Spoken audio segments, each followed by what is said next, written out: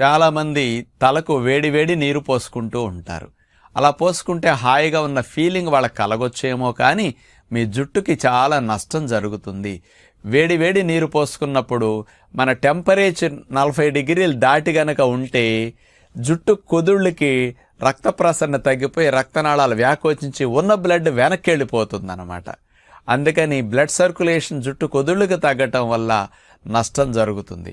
మరొకటి ఏమిటంటే 40 డిగ్రీలు దాటిన వేడి నీరు నెత్తి మీద పోసుకున్నప్పుడు వెంట్రుకల్లో ఉండే నీరు కూడా ఈ హీట్ వాటర్ వల్ల అది లాగేసుకుని వెంట్రుక డ్రై అయిపోతుంది.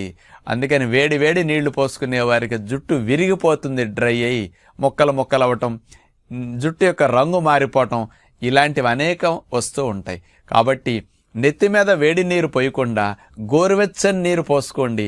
బాడీకి కావాలంటే 40 డిగ్రీలు వేడి నీరు పోసుకోవటం నష్టం లేదు.